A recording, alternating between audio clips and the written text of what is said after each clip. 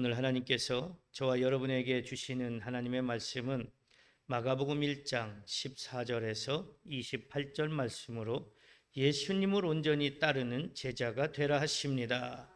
예수님을 온전히 따르는 제자가 되라 하십니다. 이러한 제목으로 하나님의 말씀을 선포하겠습니다.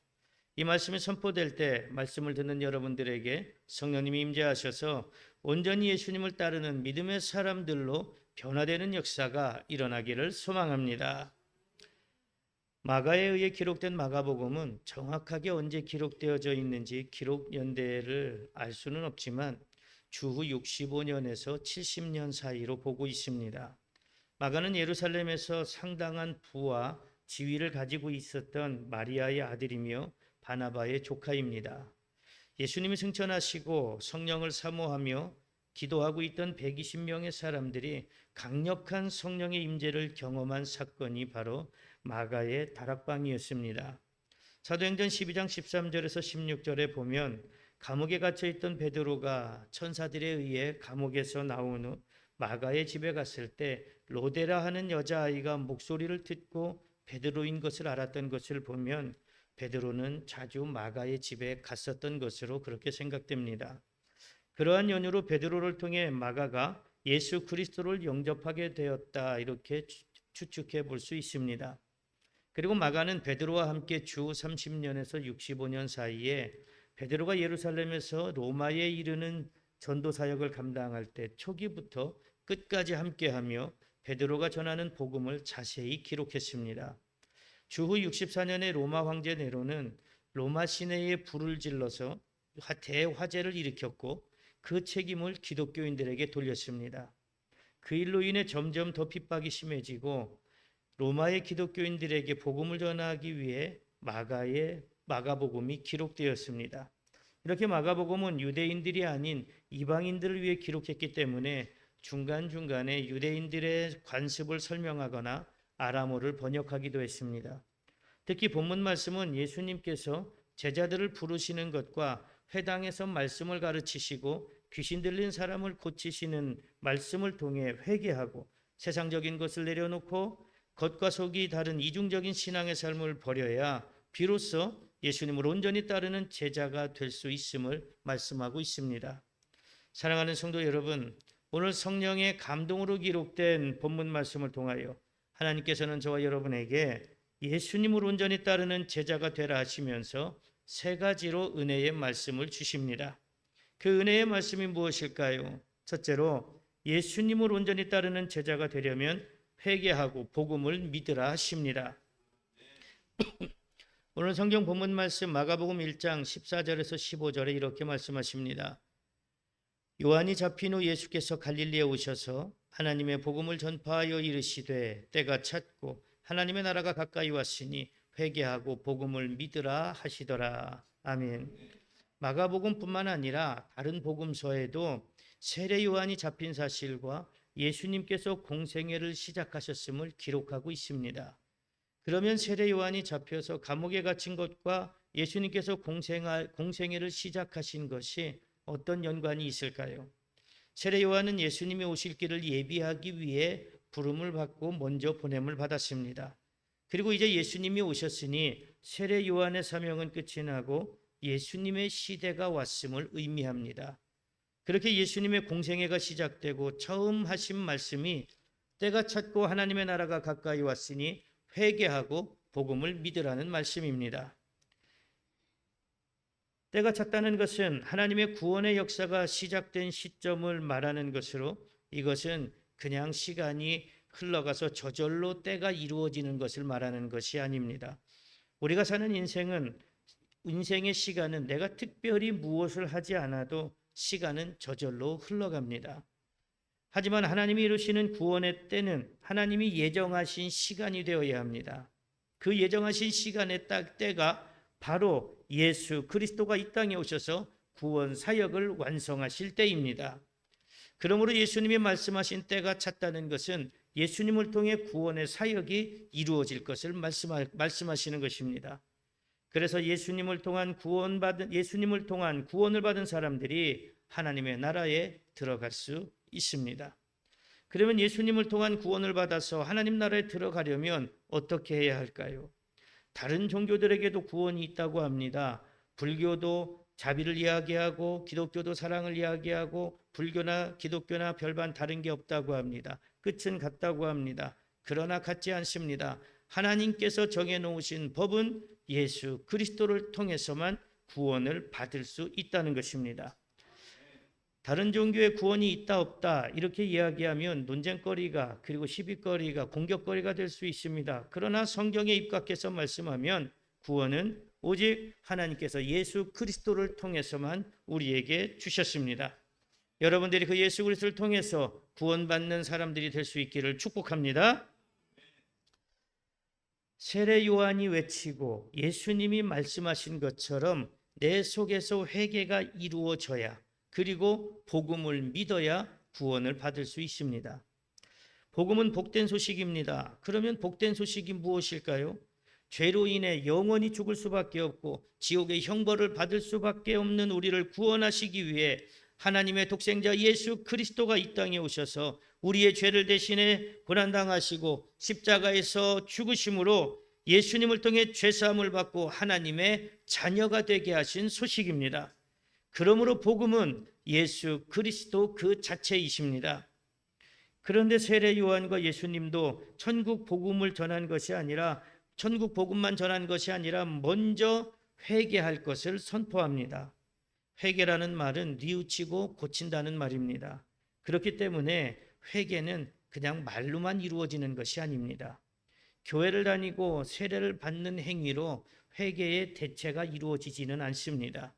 회개는 내 생각과 삶의 모습이 완전히 변화되는 것입니다. 그런데 많은 교인들이 교회에 등록하고 세례를 받으면 회개가 이루어진 것으로 생각하고 자연히 예수님을 따르고 있다고 생각하는 경향이 있는 것 같습니다. 나는 교회도 다니고 나는 세례도 받았으니까 나는 예수님의 제자야. 예수님을 따르는 사람이야. 나는 구원받을 수 있어. 이렇게 생각합니다. 세례 요한이 광야에서 회개를 외치며 천국 복음을 전할 때 많은 사람들이 세례를 받으러 왔습니다. 그때 율법적이며 외식하는 삶을 살던 바리새인들과 서기관들이 세례 베푸는 곳으로 오는 것을 보고 세례 요한이 독사의 자식들이라고 하며 회개에 합당한 열매를 맺으라고 야단을 칩니다. 그들은 세례 요한에게 와서 세례를 받으면 구원을 받을 것이라고 생각했을 것입니다. 하지만 세례 요한은 그들이 회개 없이 세례만 받으면 된다는 생각으로 자신에게 내려오고 있음을 잘 알고 있었습니다. 마태복음 3장 7절에서 9절에 이렇게 말씀하십니다. 요한이 많은 바리새인들과 사두개인들이 세례 베푸는 데로 오는 것을 보고 이르되 독사의 자식들아 누가 너희를 가리켜 임박한 진노를 피하라 하더냐. 그러므로 회개에 합당한 열매를 맺고 속으로 아브라함이 우리 조상이라고 생각하지 말라. 내가 너희에게 이르노니 하나님이 능히 이 돌들로도 아브라함의 자손이 되게 하시리라. 아멘.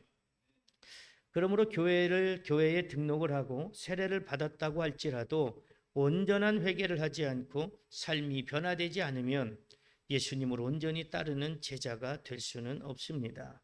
그저 바리새인들과 사두개인들과 같은 외식하는 신앙인일 수밖에 없습니다. 내가 죄인임을 항상 고백하며 회개하면 나의 삶은 자연스럽게 변화되게 되어 있습니다. 그래서 온전한 예배 생활을 하지 않는 것, 하나님의 것을 하나님께 드리지 않는 것, 상처 주는 말의 습관, 재정의 무분별한 사용, 사람들과의 관계의 문제 등 그리스도인으로서 온전하지 못하다고 생각되는 것들을 회개해야 합니다. 그렇게 온전한 회개가 이루어지면 비로소 예수 그리스도께서 나를 위해 죽으셨음이 믿어지게 되고 예수 그리스도가 복음 그 자체이심도 믿어지게 됩니다. 그때서야 비로소 예수님을 온전히 따르는 제자가 될 수 있습니다.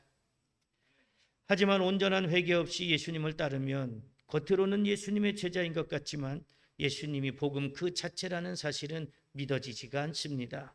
그래서 어려움을 당하거나 삶에 문제가 생기면 예수님을 떠나게 됩니다. 예수님을 따르던 제자 가룟 유다가 예수님을 팔아버렸습니다. 다른 제자들은 예수님이 잡히시자 모두 도망가 버렸습니다. 그러나 도망간 제자들 앞에 부활하신 예수님이 찾아오셨고 제자들은 회개하고 삶이 완전히 변화되었습니다. 그래서 어떤 고난도 두려워하지 않고 예수님을 따르는 온전한 제자의 삶을 살 수 있었습니다. 사랑하는 성도 여러분, 교회는 다니지만 회개를 통한 변화된 삶을 살지 못하고 계시지는 않습니까? 복음이신 예수 그리스도를 믿지 못하고 그저 형식적인 신앙의 삶을 살고 있지는 않습니까? 그러면서 자신은 예수님을 온전히 따르는 제자라고, 나는 신실한 신앙인이라고 생각하고 있는 분은 안 계십니까? 여러분들이 온전한 회개를 통한 변화된 신앙인들이 될 수 있기를 소망합니다. 복음이신 예수 그리스도를 믿고 변화된 신앙의 삶을 살 수 있기를 소망합니다. 그래서 여러분들이 예수님을 온전히 따르는 제자들이 되어 복음 전파의 사명을 감당하는 신실한 신앙인들이 되시기를 축복합니다. 둘째로, 예수님을 온전히 따르는 제자가 되려면 예수님께 최고의 가치를 두라 하십니다. 오늘 성경 본문 말씀 마가복음 1장 18절에서 20절에 이렇게 말씀하십니다. 곧 그물을 버려두고 따르니라. 조금 더 가시다가 세베대 아들 야고보와 그 형제 요한을 보시니 그들도 배에 있어 그물을 깁는데 곧 부르시니 그 아버지 세베대를 품꾼들과 함께 배에 버려두고 예수를 따라가니라. 아멘. 예수님께서 공생의 사역을 시작하시면서 회개를 외치셨고 하나님 나라가 가까이 왔음을 외치셨습니다. 그리고 갈릴리 해변을 지나시다가 시몬과 그의 형제 안드레가 바다에 금을 던지는 것을 보시고 그들에게 사람을 낚는 어부가 되게 하시겠다고 하시면서 따라오라고 하시니 그들이 그물과 배를 버려두고 예수님을 따랐습니다. 그리고 조금 더 가시다가 야고보와 요한이 그물 깁는 것을 보시고 그들을 부르시자 그들도 아버지와 품꾼들을 배에 버려두고 예수님을 따랐습니다.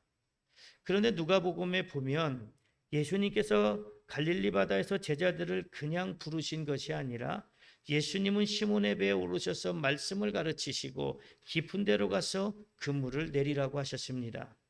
그때 많은 고기가 잡혔고 놀라고 있던 시몬과 그 동료들에게 사람 낚는 어부가 되게 하시겠다고 하시면서 예수님을 따르라고 하시자 배와 그물을 버려두고 예수님을 따랐는데 이 내용이 마태복음과 마가복음에는 생략되어 있습니다. 이렇게 예수님은 고기 잡는 어부들을 제자로 부르셨습니다. 물론 본문 말씀에서 어부들이 예수님의 부르심에 즉각적으로 순종하게 된 이유에 대해서는 말씀하고 있지는 않습니다. 하지만 예수님께서 시몬의 배에 오르셔서 말씀을 가르치실 때 그 말씀을 들었을 것입니다. 그리고 그 말씀은 자신들이 이제까지 안식일 날 회당에서 랍비들에게 들었던 말씀과는 다르게 권위 있는 놀라운 가르침이었을 것입니다. 어부는 미래에 대한 장밋빛 희망을 기대하기 어려운 고단한 직업입니다. 물론 많은 고단한 직업들도 있지만 이 갈릴리 바다에서 고기 잡는 어부들의 직업의 특성도 그렇습니다.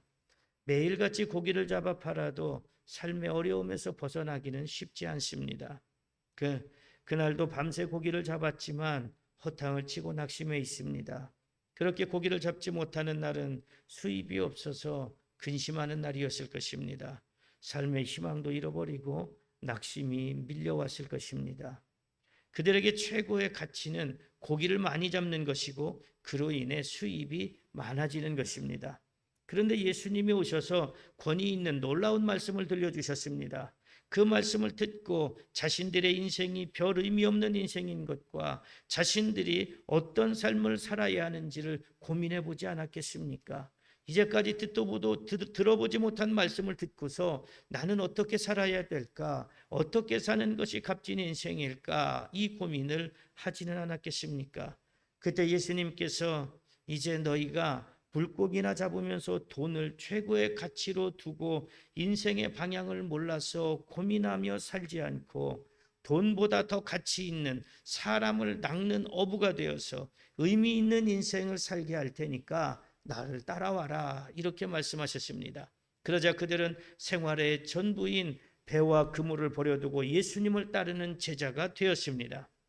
제자들이 예수님의 부르심에 배와 그물을 버려두었다는 것은 예수님의 부르심 앞에 모든 것, 직업, 재물, 명예, 인간관계, 취미, 뭐 세상적인 모든 것들, 세상적으로 가치를 두고 있던 것들, 이 모든 것들을 내려놓고 전적인 헌신, 내려놓는 전적인 헌신을 의미합니다. 즉 다시 말하면 세상적인 돈, 물질의 최고의 가치를 둔 것이 아니라 인간관계에 출세하는 것에 최고의 인생의 가치를 두는 것이 아니라 예수님께 인생의 최고의 가치를 두었다는 것입니다. 지금도 그렇지만 당시에도 고기 잡는 어부에게 배와 그물은 가장 소중한 것입니다.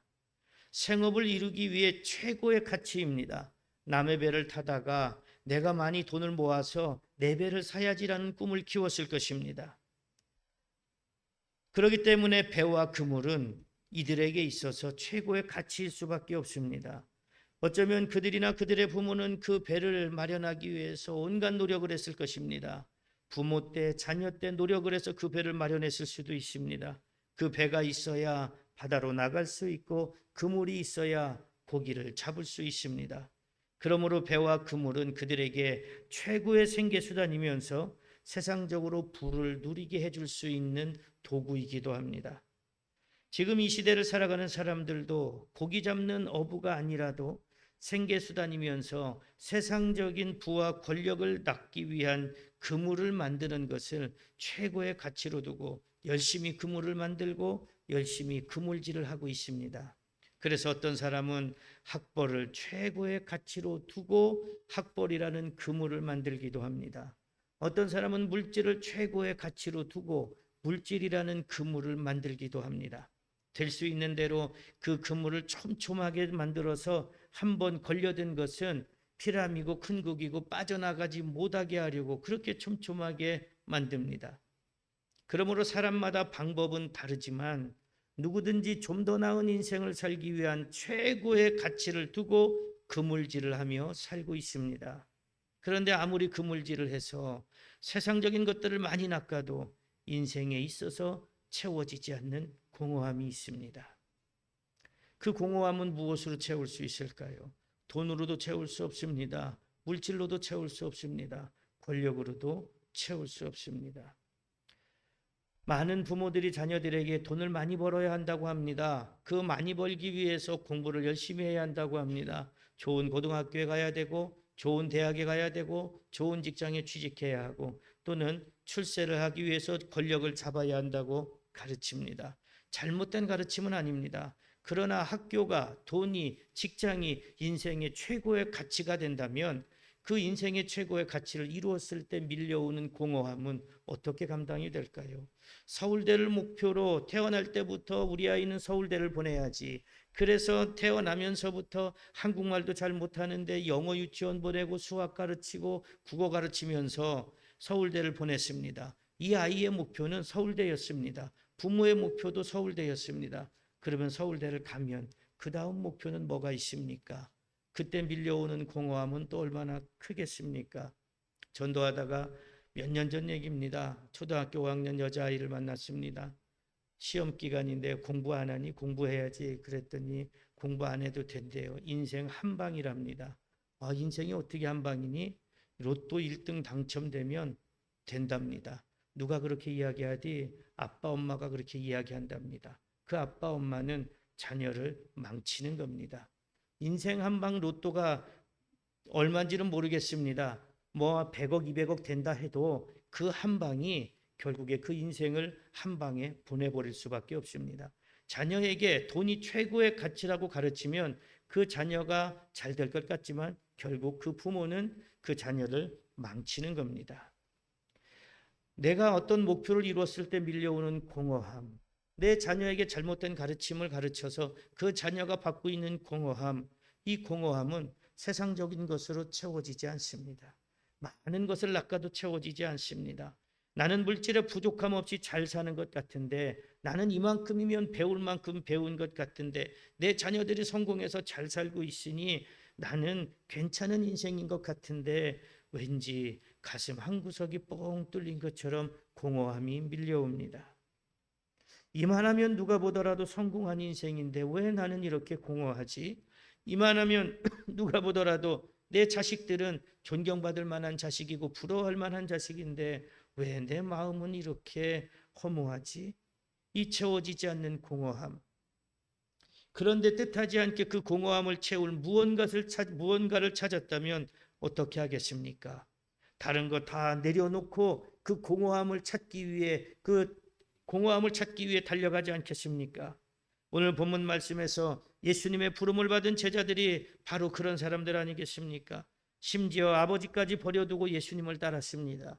이렇게 그들은 세상에서 가장 소중한 것, 최고의 가치를 두고 있었던 것을 버려두고 예수님을 따르는 제자가 되어 사람들에게 무엇과도 바꿀 수 없는 최고의 가치인 예수 그리스도의 복음을 전해서 죽음의 자리에서 구원의 자리로 인도하는 사람을 낚는 어부가 되었습니다. 이렇게 예수님을 온전히 따르는 제자가 되려면 세상적인 것들을 최고의 가치로 두는 것이 아니라 오직 예수님께 최고의 가치를 두어야 합니다. 그래야 예수님을 따르는 제자의 삶을 살다가 뒤를 돌아보지 않습니다.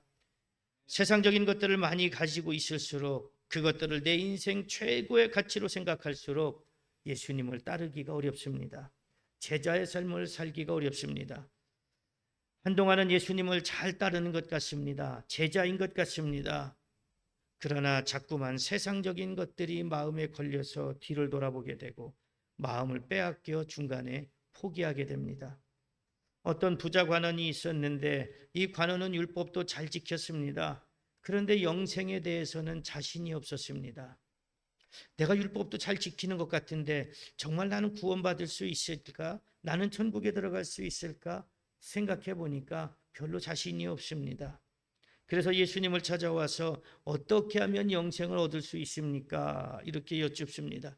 그러자 예수님께서 네가 율법을 잘 지키면서 살았지만 한 가지 부족한 것이 있는데 네가 가지고 있는 것을 나누어 주고 나를 따르면 된다. 이렇게 말씀합니다. 그 말씀을 듣고 부자 관원은 근심합니다. 예수님을 따르지 못했습니다.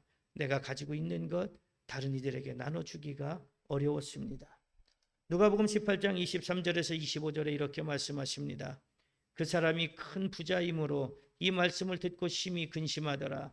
예수께서 그를 보시고 이르시되 재물이 있는 자는 하나님의 나라에 들어가기가 얼마나 어려운지 낙타가 바늘기로 들어가는 것이 부자가 하나님의 나라에 들어가는 것보다 쉬우니라 하시니. 아멘.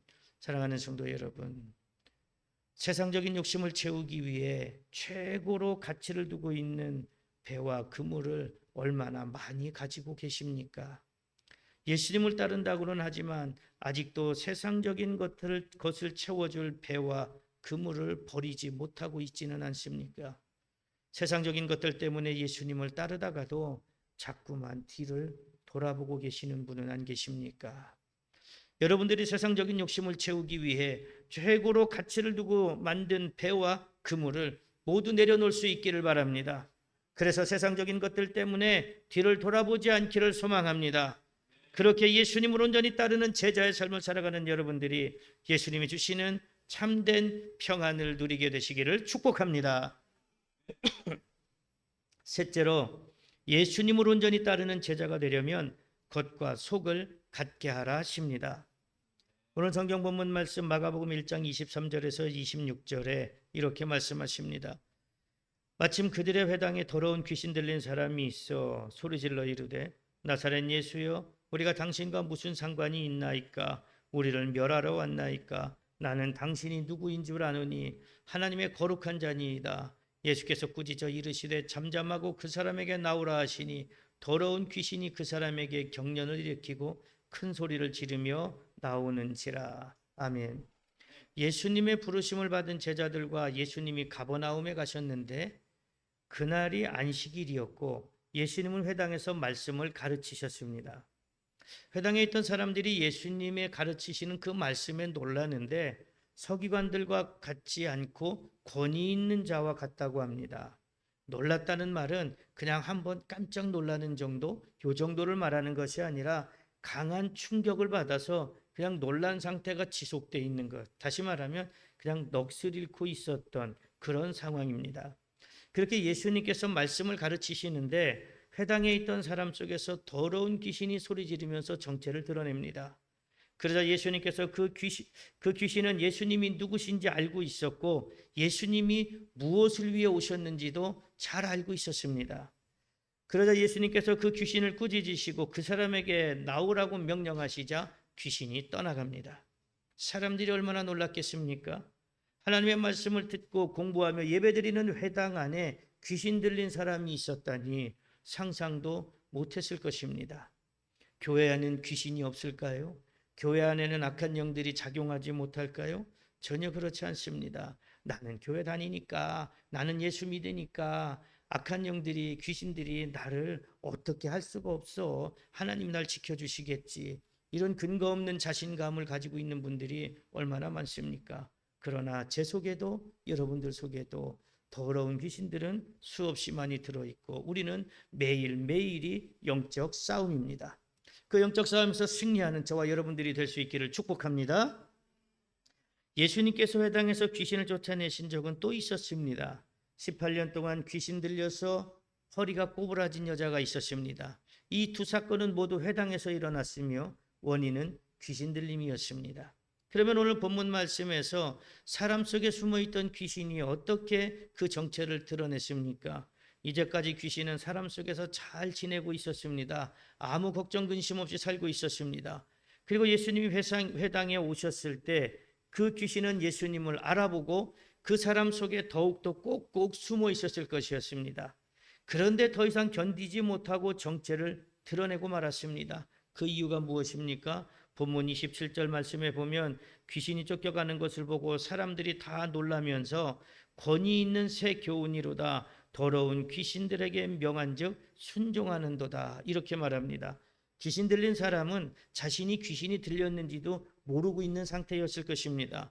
물론 귀신은 사람 속에서 악한 영향력을 끼쳐서 정상적인 삶을 살 수 없게 만듭니다.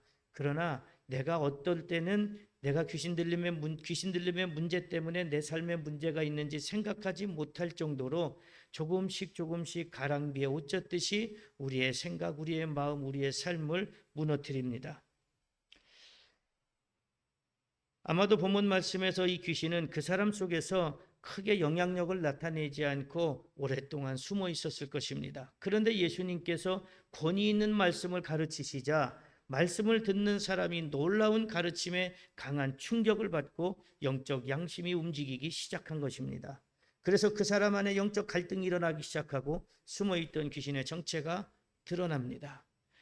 숨어있는 귀신들이 사람이 말씀을 들을 때 그 귀신들은 아무리 귀를 막으려고 해도 그 말씀이 그대로 들려집니다. 그리고 그 말씀이 불이 되고 그 말씀이 성령의 검이 되어서 더 이상 그 사람에게 숨어있지 못합니다.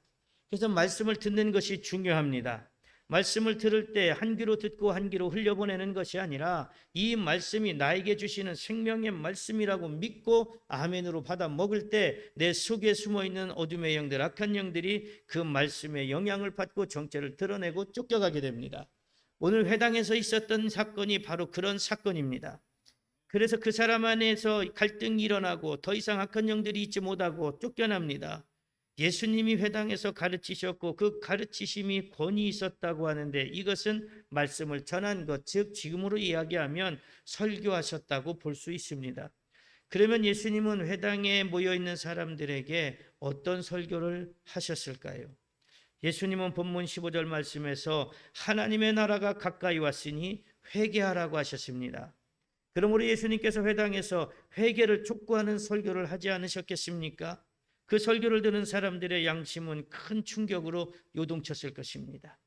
교회 오면 좋은 말만 듣고 싶습니다. 축복의 말만 듣고 싶습니다. 무조건 복 받습니다. 괜찮습니다. 헌신하지 않아도 됩니다. 하나님의 일을 하지 않아도 됩니다. 그래도 예배당에 오기만 하면 복을 받습니다. 이런 얘기가 얼마나 축복의 말씀처럼 들립니까? 그러나 예수님은 회당에서 너희들이 회당에 왔으니까 복 받을 수 있어. 너희들이 회당에 왔으니까 영생을 얻을 수 있어. 이렇게 가르치신 것이 아니라 먼저 회개의 말씀을 선포하셨습니다. 이제까지 자신들은 거룩하게 신앙생활을 하고 있었다고 생각했습니다. 온갖 외식적인 신앙의 모습을 보이면서도 나는 그래도 안식일을 지키고 금식도 하고 나는 다른 누구보다 신실하게 신앙생활을 하고 있다고 생각했습니다. 그런데 예수님은 설교하시면서 그들의 잘못된 생각을 깨뜨리셨습니다. 그때 회개의 역사가 일어났습니다. 죄가 드러나고 결국 숨어있던 귀신이 쫓겨갔습니다. 말씀을 들을 때 내 마음에 거리낌이 생긴다면, 내 마음에 찔림이 온다면, 내 마음에 왜 저런 말을 해 하는 불평이 생긴다면 그때 내 마음에 회개의 역사가 일어나야 합니다. 성령께서 내 마음에 찔림을 주시는 겁니다. 그럴 때는 내 죄를 돌아보고 내가 회개해야 합니다. 그럴 때 내 속에 강력한 역사가 일어나게 됩니다. 여러분들에게도 그런 역사가 일어나기를 축복합니다. 물론 귀신이 드러난 사람은 한 사람이지만 예수님은 회당 안에 있는 모든 사람들을 대상으로 회개의 말씀을 가르치셨습니다.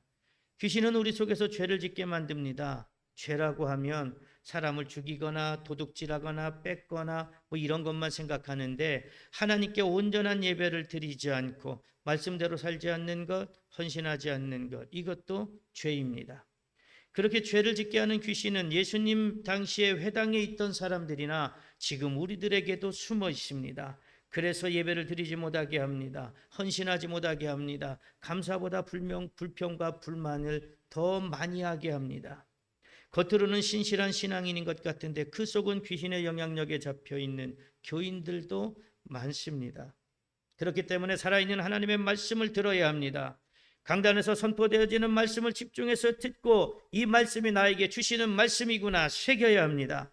그렇기 때문에 우리는 말씀을 통하지 않고는 놀라운 역사를 경험하기가 어렵습니다. 기도만 많이 하면 되겠지, 어디 기도원만 많이 가면 되겠지, 찬송만 많이 부르면 되겠지, 말씀이라는 밑거름이 심어져 있지 채워져 있지 않으면 말씀의 씨앗, 우리 아무리 기도를 해도 기도의 씨앗이 뿌리를 내리지 못하고 자랄 수가 없습니다. 그러므로 말씀은 가장 기본입니다. 우리가 말씀을 들을 때 성령님이 임재하셔서 말씀이 알아지고 깨달아지고 그 말씀에 비추어 내 죄를 보게 되고 깨닫게 됩니다.